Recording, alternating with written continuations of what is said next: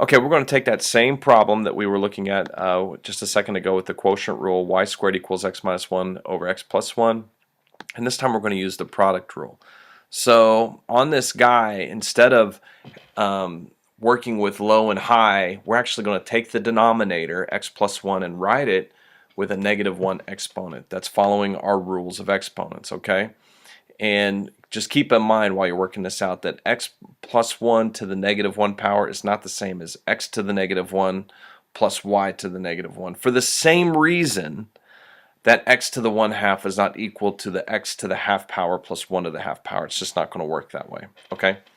So go ahead and establish what u is. U will be x minus 1. V will be x plus 1. So we're going to use our little product rule. There it is. U times v prime plus u prime times v, where u is x minus 1, u prime is 1, v is x plus 1 to the negative 1. So v prime, then we have to chain. It's not a bad chain. In fact, we don't even hardly notice it, but it's going to end up being negative x plus 1 to the negative 2. And then you just multiply those two guys together, okay? Or you use your product rule when you multiply those guys together. So derivative of y squared is 2y, and then because I said so, add dy dx, all right? Now that's the chain rule for the y part, okay? We've got to take derivative of y, and that's how we show it.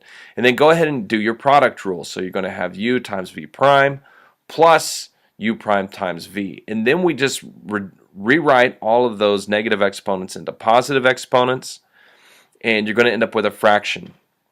Remember here, the goal is to get dy dx all by itself. So we're going to multiply everything on both sides by 1 over 2y. Okay, and what that does is it gives us the dy dx on the left, and then on the right you have fraction set up, a rational function, rational equation with y's in the denominator, and you can go through and distribute that negative sign, so you're going to end up with negative x plus 1. Okay, and you're good here. If you want to, you can combine these fractions together and make one fraction. It's not as important to me as other math teachers, but you need to follow what your math teacher has set for you to do. Okay, so there is an example of using the product rule when you have a function in the denominator.